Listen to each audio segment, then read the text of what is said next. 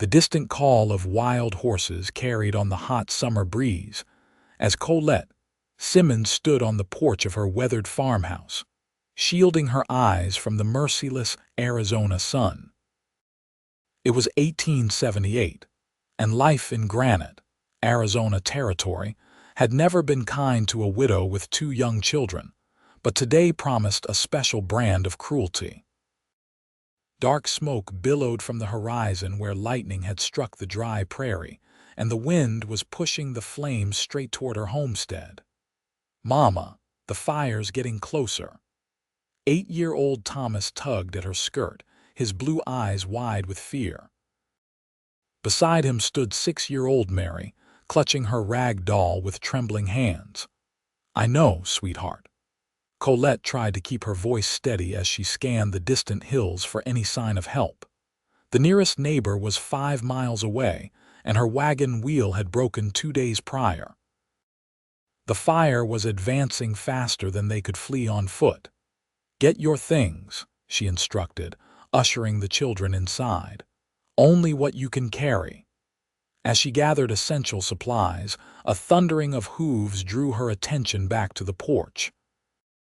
A lone rider approached through the shimmering heat, moving with purpose against the backdrop of orange flames and black smoke.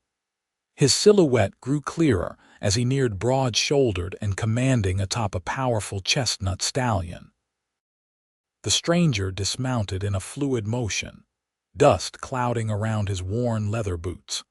His face was partially shadowed by a wide-brimmed hat, but Colette could make out strong features weathered by sun and wind.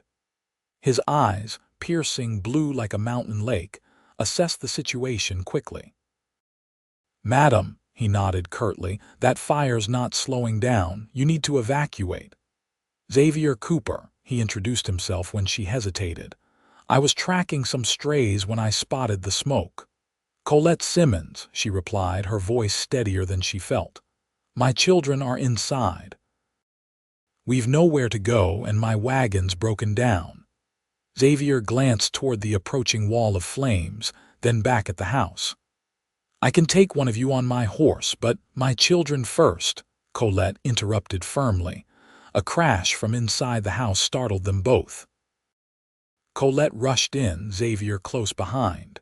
The back door had blown open in the wind and a shelf had toppled. Thomas was helping Mary up from where she'd fallen. "We need to go now," Xavier insisted, scanning the modest home. "Where's the nearest water source?" "Creek's dried up," Colette explained, gathering her children close. "Been that way for weeks." Xavier's expression darkened. "Then we ride. I'll take the little ones first to the Hoffman place. It's closest." Before Colette could protest, he'd scooped up both children, settling Mary in front and Thomas behind him on his horse.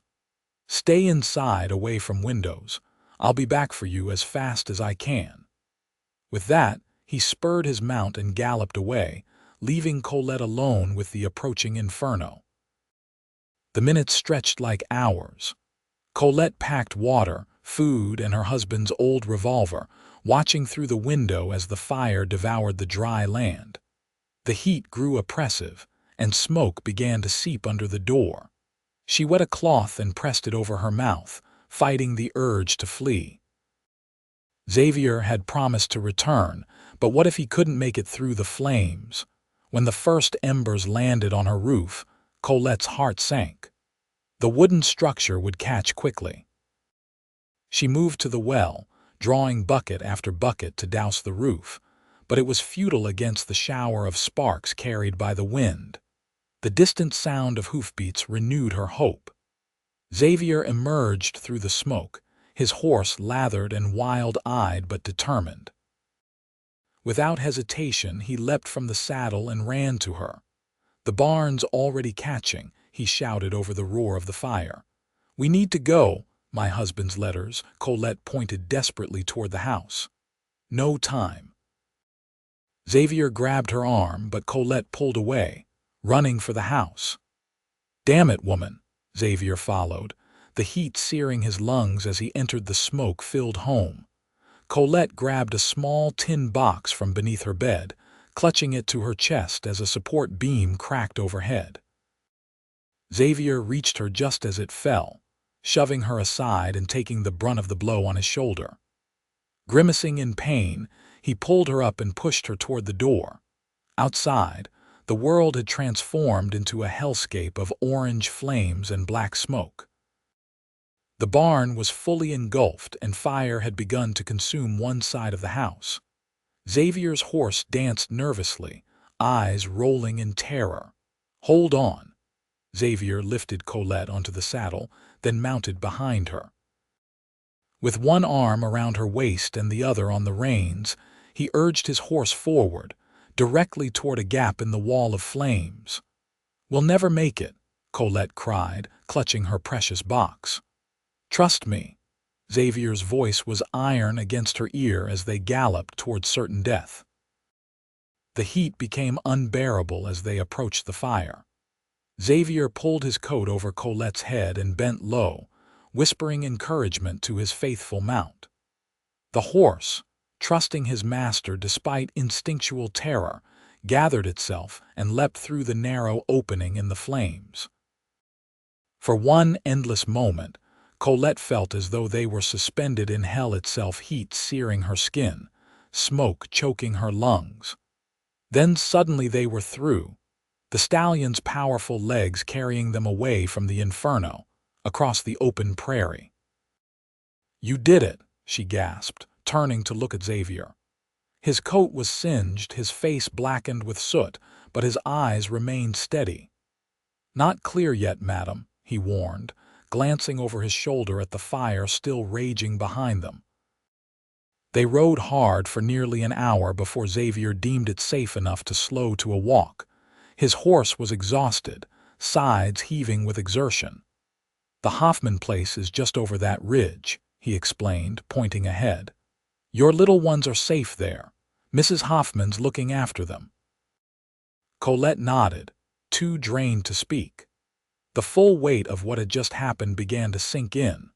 Her home, her husband's grave on the property, the small farm she'd struggled to maintain for 3 years since his death, all consumed by fire. Xavier seemed to sense her thoughts. "I'm sorry about your place," he said quietly. "Fire's a cruel thing. You saved my children," Colette replied, her voice cracking. "And me.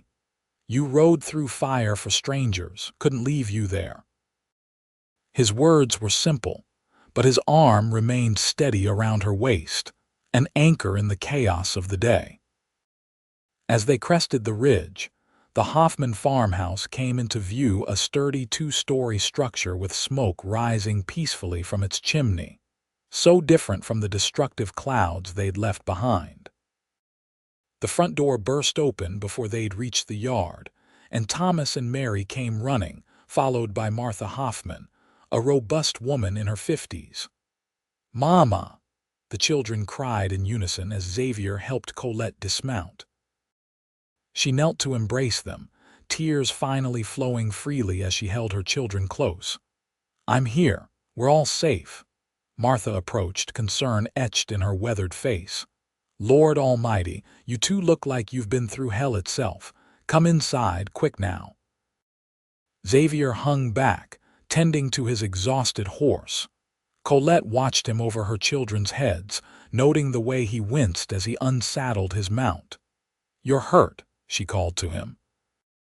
"It's nothing," he dismissed, but when he turned, she could see blood seeping through his shirt where the beam had struck him. "Martha, he needs tending," Colette insisted. Despite Xavier's protests, he soon found himself seated at the Hoffman's kitchen table, shirt removed as Martha cleaned and bandaged the angry gash across his shoulder and the burns on his forearms. "You're lucky it's not broken," Martha muttered. "Foolhardy, riding through fire like that." Xavier's eyes met Colette's across the room. "Some things are worth the risk," he said simply. That evening, after the children were asleep in the Hoffman's spare room, Colette joined Xavier on the porch. He'd cleaned up, his dark hair still damp, his borrowed shirt too large for his frame despite his broad shoulders. Mr. Hoffman says the fire's likely burned itself out by now, he informed her, leaning against the railing. When it's safe, we can go back and see what's left. Colette nodded, wrapping her shawl tighter around her shoulders. Why did you do it? She asked suddenly. You could have died trying to save us. Xavier considered her question, looking out at the darkened landscape. My pa always said a man's measured by what he'll risk for others. He paused. Lost my own family in a fire when I was 18. Nobody came for them. Understanding bloomed in Colette's chest. I'm so sorry. Long time ago. He straightened, wincing slightly at the movement. What will you do now? Colette sighed. I don't know, start over somewhere, I suppose. Granite's a good town, Xavier offered. I've got some work at the Thompson Ranch nearby. Could put in a word, maybe find you something in town. Why would you do that? Colette asked, studying his profile in the moonlight. Xavier turned to face her fully, his expression earnest. Because nobody should face the aftermath alone. In that moment, looking at this man who'd risked everything for her family, something shifted in Colette's heart. You've already won my heart, Mr. Cooper, she whispered, the words escaping before she could consider them. Surprise flickered across his face, followed by a warmth that reached his eyes. That's a mighty precious thing to win, Mrs. Simmons, he replied softly. And please call me Xavier. Colette, she offered in return, feeling a strange lightness despite the day's losses. They stood in comfortable silence, watching as stars appeared in the vast Arizona sky, neither knowing the future but both feeling, for the first time in years, that it held a glimmer of hope. 3 days later, Xavier rode with Colette and her children back to what remained of their homestead. The scorched earth stretched in all directions, blackened and desolate. The house was a skeleton of charred beams, the barn completely gone. Only the stone well remained untouched. Colette stood amid the ruins, her children clinging to her skirts. Xavier hung back, allowing her this moment to grieve. Papa's grave. Thomas pointed to the small, fenced area on a rise behind the house. Miraculously, the fire had skirted around it, leaving the simple wooden cross intact. Colette approached slowly, kneeling before the marker. He protected us one last time, she murmured, tracing the carved letters of her husband's name. Daniel Simmons, 1840–1875. Xavier removed his hat respectfully. Good man, looking after his family even now.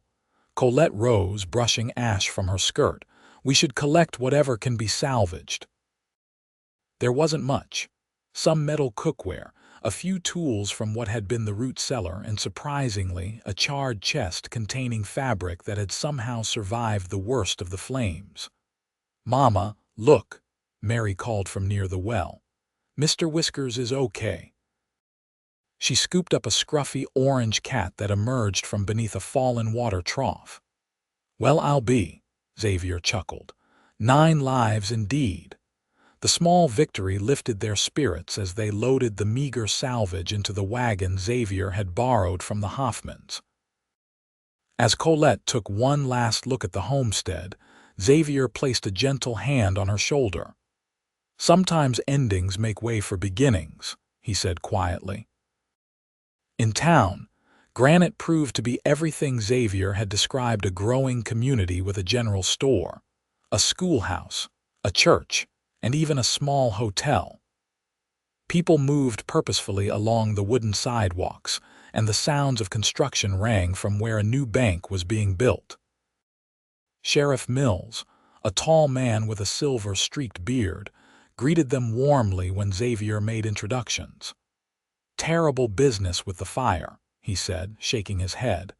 But you're not the only ones affected. Lightning strikes started 3 separate blazes across the territory. Any place for rent? Xavier inquired. Mrs. Simmons and her children need lodging. The sheriff scratched his chin thoughtfully. Widow Johnson's looking to move in with her daughter in Tucson. Her place is small but sound. 2 rooms above the dressmaker's shop. That would be perfect, Colette said, relief washing over her. I can sew. Perhaps Mrs. Johnson might consider selling the business. Worth asking, Sheriff Mills agreed. Town could use a good seamstress. Last one moved to Prescott last year. Xavier rode with them to meet Mrs. Johnson, a tiny bird-like woman with nimble fingers and failing eyesight. She wept when she heard Colette's story and immediately took to the children, offering them butterscotch candies from her pocket. Been praying for someone to take over the shop, she confided. These old eyes can't thread a needle anymore, and my Bethany's been begging me to join her family. By day's end, Colette had secured not only a place to live but a livelihood as well. Mrs. Johnson agreed to sell her the business, sewing machine, and remaining stock for a very reasonable sum, with payments to be made monthly from the proceeds. How can I ever thank you? Colette asked Xavier as he carried their few possessions up to the living quarters that evening. The children were already exploring the 2 small but clean rooms with excitement. Seeing you settled is thanks enough, he replied, setting down the chest. I'll be by tomorrow with some furniture the Thompsons are donating. Mrs.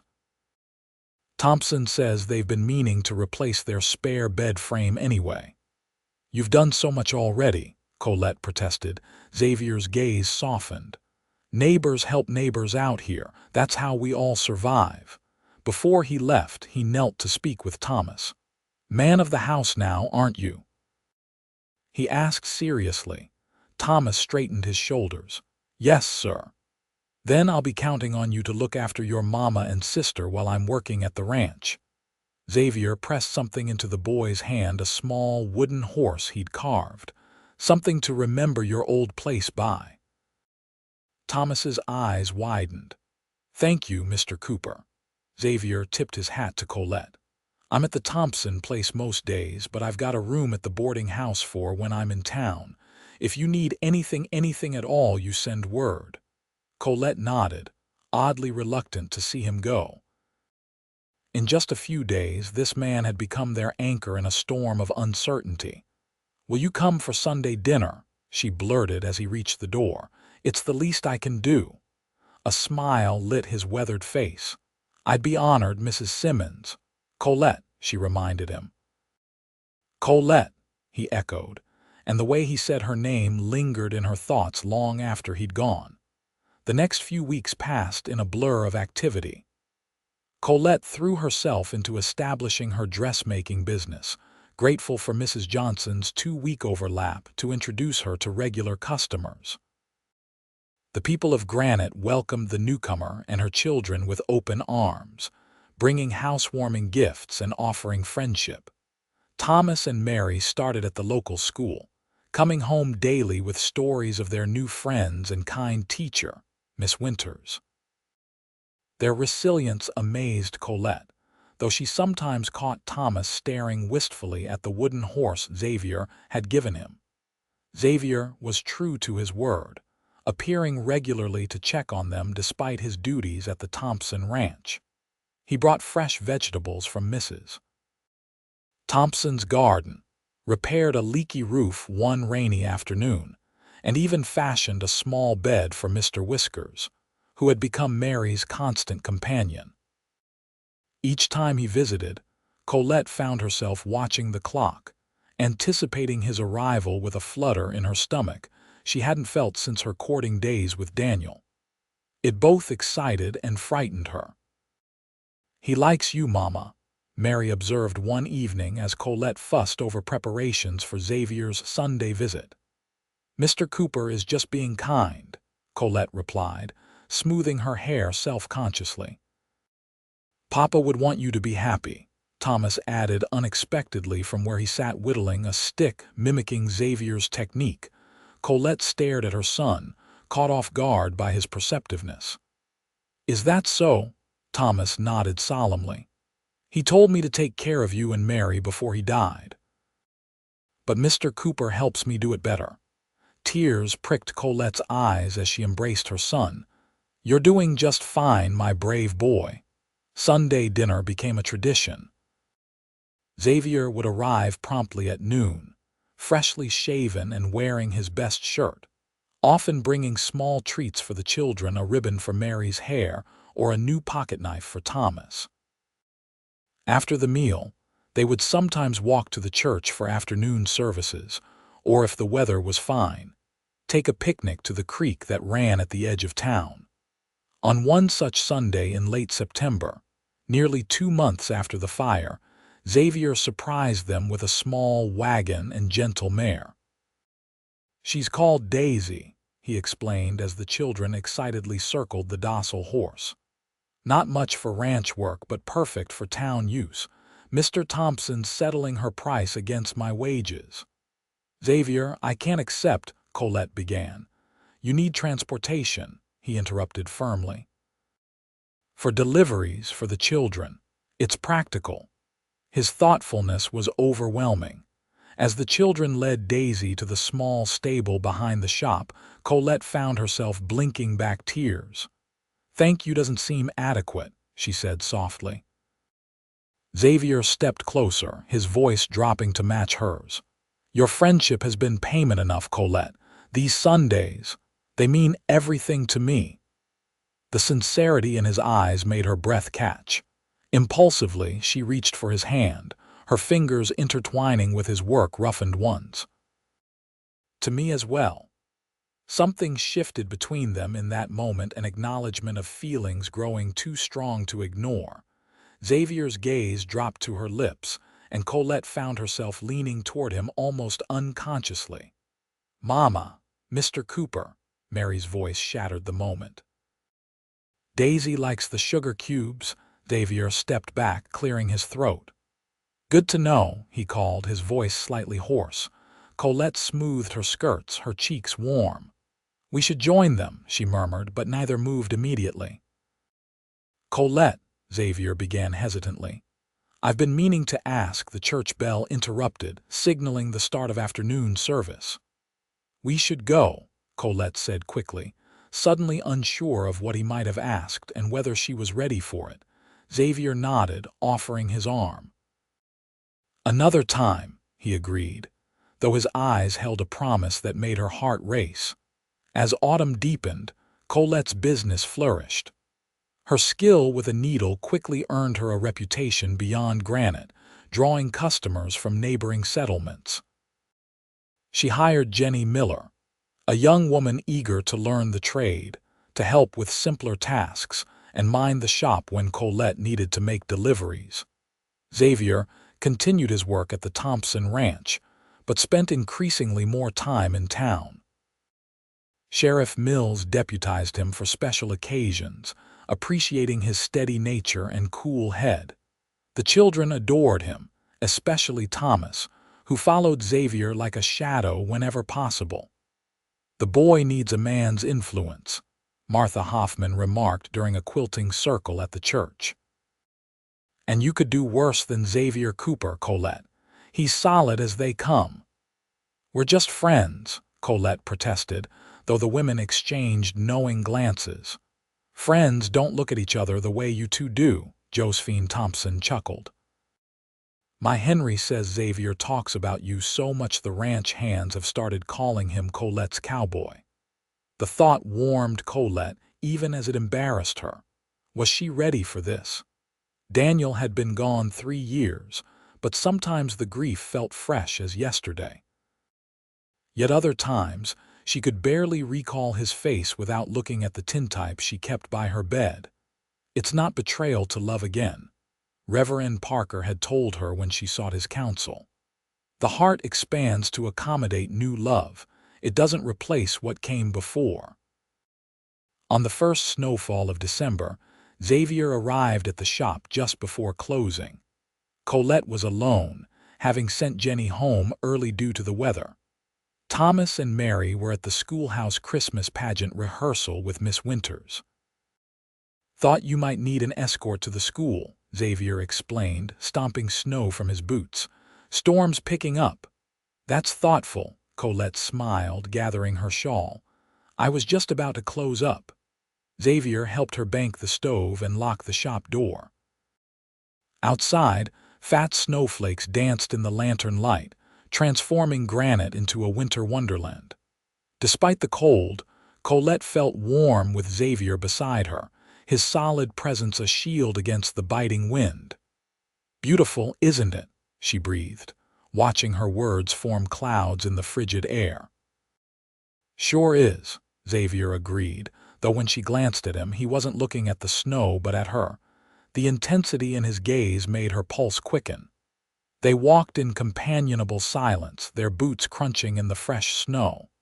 Halfway to the schoolhouse, Xavier stopped suddenly. "Colette," he said, turning to face her, "I've been wanting to speak with you about something important." The seriousness of his tone made her stomach flutter with both anticipation and anxiety. "Yes." Xavier removed his gloves, reaching into his pocket. "I'm not a man of fancy words, but I've been carrying this around for weeks now, waiting for the right moment." He withdrew a small wooden box, carved with intricate patterns. "I made this," he explained unnecessarily, his usually steady hands betraying a slight tremor. "It's beautiful," Colette whispered, touching the delicate workmanship. "It's what's inside that matters," Xavier said, opening the lid to reveal a simple gold band with a small pearl. "It was my mother's." Colette's breath caught as understanding dawned. "Xavier, I love you, Colette," he said plainly. "Have since that first day, I reckon, though it took me time to admit it. I love your strength, your kindness, the way you've rebuilt your life. I love those children of yours like they were my own." He took a deep breath, snow gathering on the brim of his hat. "I know you had a good marriage with Daniel, and I'd never try to replace those memories, but I'm hoping you might find room in your heart for a new chapter. With me." Tears welled in Colette's eyes, freezing on her lashes. "The children. I've already spoken with Thomas," Xavier admitted. "Asked for his blessing man to man. He gave it readily." The thought of Xavier honoring her son that way only deepened Colette's emotion. "You've already won my heart," she repeated the words she'd spoken that first night on the Hoffman's porch. "You won it the moment you rode through fire to save my children." Hope blazed in Xavier's eyes. "Is that a yes, Colette Simmons?" In answer, she stood on tiptoe and pressed her lips to his. The kiss was gentle at first, tentative with newness, then deepening with the release of long-held emotion. Xavier's arms encircled her, drawing her closer as the snow swirled around them. When they finally parted, both breathless, Xavier rested his forehead against hers. "I'll take that as a yes," he murmured. Colette laughed, joy bubbling up from a place she'd thought long dried up. "Yes, Xavier Cooper. Yes, I will marry you." He slipped the ring onto her finger, a perfect fit. As if on cue, the schoolhouse doors opened in the distance, releasing a stream of children and parents into the snowy evening. "Mama, Mr. Cooper," Thomas and Mary came running, their faces alight with excitement from the rehearsal. Xavier knelt to catch Mary in one arm, extending the other to Thomas. "How would you two feel about calling me Pa instead of Mr. Cooper?" he asked, looking up at Colette with such love it made her heart ache. The children's enthusiastic response echoed through the snowy street, drawing curious looks from passing townsfolk. Colette didn't care. For the first time since Daniel's death, she felt complete, as though the jagged pieces of her life had finally found their proper arrangement.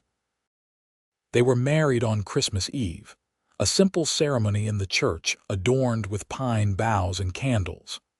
Thomas stood proudly as Xavier's best man, while Mary scattered pine needles instead of flower petals down the aisle.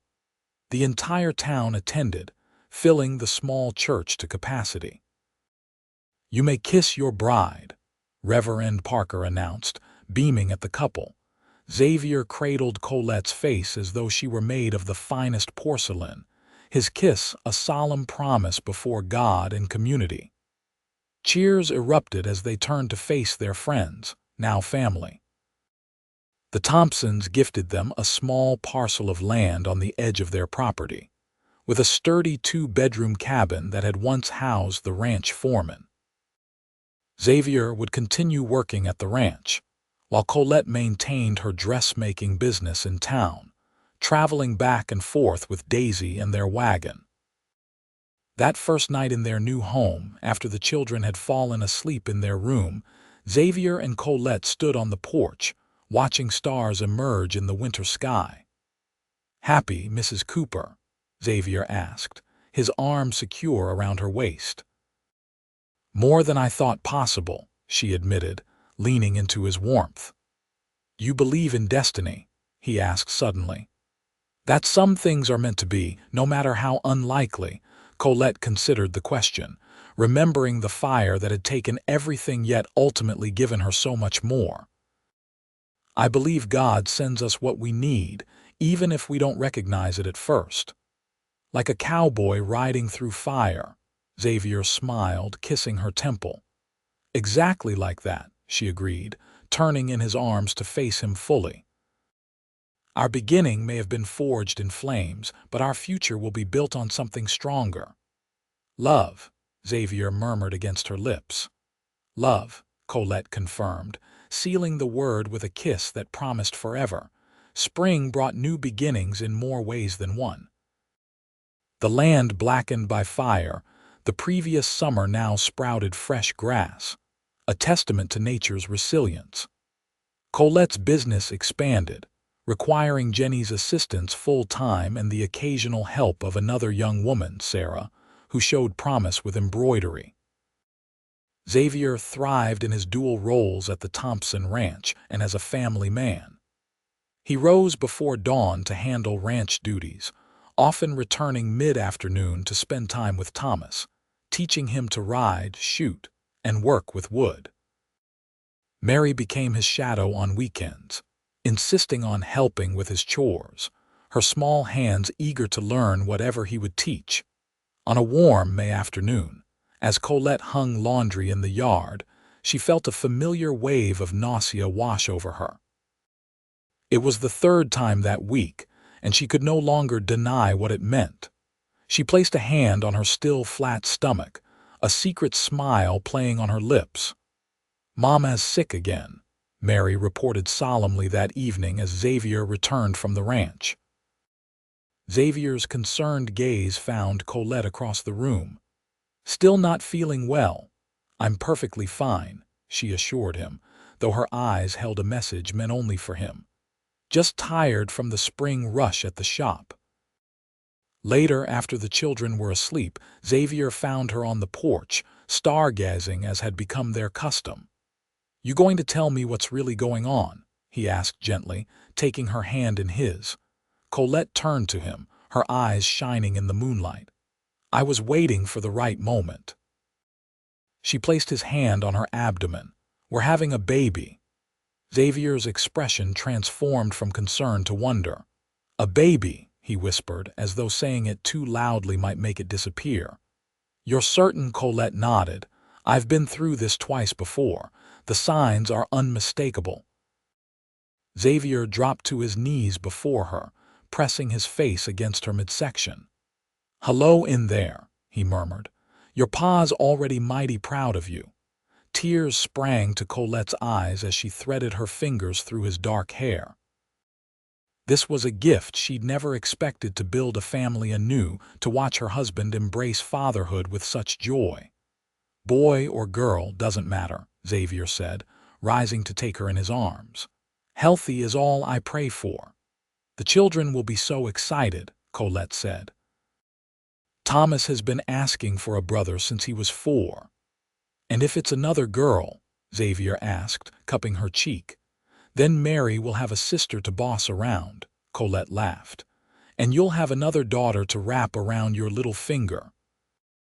Their joy multiplied when they shared the news with Thomas and Mary the next morning. Thomas puffed up with importance at the prospect of being a big brother again, while Mary peppered them with questions about where babies came from, much to Xavier's amusing discomfort. Word spread quickly through Granite, bringing well wishes and gifts. Martha Hoffman started knitting baby blankets, and Josephine Thompson sent over a cradle that had held all 3 of her children. Life has a way of coming full circle, Reverend Parker observed when he came to offer blessings. From tragedy to triumph, from fire to new life. The summer months passed in a blur of activity. Colette's belly grew, and Xavier insisted she reduce her hours at the shop. Jenny proved capable of managing day-to-day operations, with Colette focusing on design and special orders from home. Xavier built an addition to their cabin, a 3rd bedroom for the new arrival. The entire community pitched in, raising the walls in a single day during a community barn-raising style event. The women prepared a feast while the men worked, and by sundown, the structure was complete. "Takes a village," Sheriff Mills remarked, clapping Xavier on the shoulder. "And you've earned this village's respect, son." In late November, as the first snowflakes began to fall, Colette went into labor. Xavier paced anxiously outside their bedroom while Martha Hoffman and the town's midwife, Mrs. Leary, attended to Colette. Thomas and Mary sat at the kitchen table, playing checkers to distract themselves from the occasional sounds of their mother's pain. Xavier joined them, though his mind was clearly elsewhere. "Babies take time, Pa," Thomas said wisely, jumping one of Xavier's checkers. "Mama says I took nearly a whole day." Xavier ruffled the boy's hair, grateful for the distraction. "Your mama's the strongest woman I know," he said. "She'll be just fine." As twilight deepened into night, a new cry joined the household, strong and indignant. Xavier stood so quickly he knocked over the checkerboard, eyes fixed on the bedroom door. When it opened, Martha emerged, her face wreathed in smiles. "You can come in now," she invited. "All of you." Colette sat propped against pillows, her face radiant despite her exhaustion. In her arms lay a tiny bundle with a shock of dark hair. "Xavier," she said softly as he approached, "meet your son." Xavier's hands trembled as he gently took the swaddled infant. "A boy," he whispered, awestruck at the perfect miniature features, the button nose, the rosebud mouth, the tiny fingers curled into fists. "Samuel Daniel Cooper," Colette announced. "If that suits you." Xavier nodded, too overcome for words. Thomas and Mary crowded close, peering at their new brother with fascination. "He's so small," Mary marveled. "You were smaller." Thomas informed her with the authority of an older sibling. Xavier carefully returned Samuel to Colette's arms, then gathered Thomas and Mary close. "Our family," he said simply, his voice thick with emotion. "Complete." Martha and Mrs. Leary discreetly left the room, allowing the new family their private moment of bonding. Xavier perched on the bed beside Colette, one arm around her shoulders, the other gently touching his son's cheek. "Thank you," he murmured against her temple. "For everything." Colette leaned into him, a bone-deep contentment washing over her despite her exhaustion. "Who would have thought that fire would lead to this?" she wondered aloud. "Sometimes we have to walk through flames to find our destiny," Xavier replied, watching as Samuel yawned, his tiny face scrunching adorably. "I'd ride through fire 1,000 times to be right here, right now."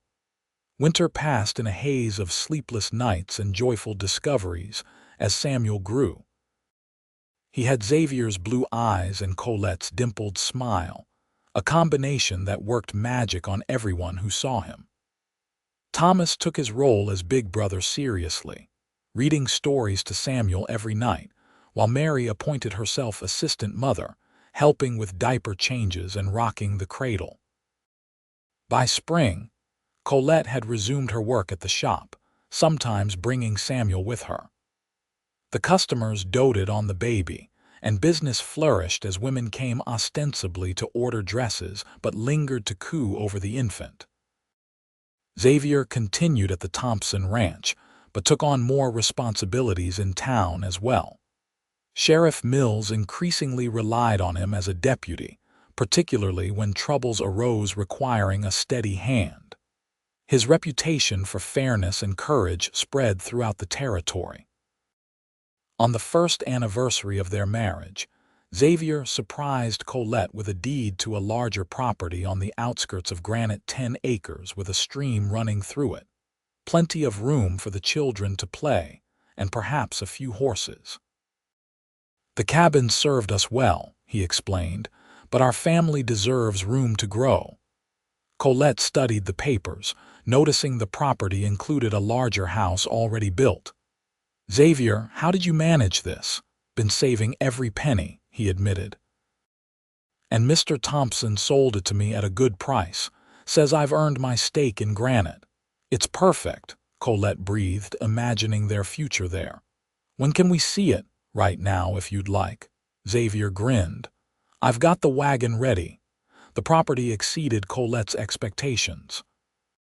The house was twice the size of their cabin, with 4 bedrooms, a spacious kitchen, and even a separate room Xavier designated as Colette's sewing studio. The land stretched from the road to the creek, with mature cottonwoods providing shade and a small orchard of apple trees. "The previous owner moved to California," Xavier explained as they walked the property. "Left most of the furniture too, said it wasn't worth shipping." "It's a dream," Colette marveled, watching Thomas and Mary race toward the creek, Samuel secure in Xavier's arms. "Our dream." "Not quite," Xavier said, pointing to a cleared area near the house. "That's where I'll build your workshop, bigger than the shop in town with plenty of light for detailed work." Colette's eyes widened. "You've thought of everything." "Been planning this since Samuel was born," he confessed. "Wanted to get it right." They moved in the following week, the townsfolk once again rallying to help transport their belongings. By sunset, they were settled in their new home, the children exploring every corner with excitement. That night, after everyone was asleep, Xavier found Colette standing on the front porch, gazing at the stars that seemed even brighter away from town. "Penny for your thoughts," he said, wrapping his arms around her from behind. "I was thinking about that day," she replied quietly. "When the fire came, how certain I was that it was the end of everything." Xavier rested his chin on her shoulder. "Instead, it was just the beginning. If you hadn't come along." Colette turned in his arms. "Sometimes I wonder why you did." "What made you ride toward the smoke instead of away from it?" Xavier considered this, his expression thoughtful. "Something was pulling me there," he finally said. "Call it God, call it fate, call it instinct. I just knew I had to go." He cupped her face gently. "And every day since then, I've thanked whatever force that was, because it led me to you."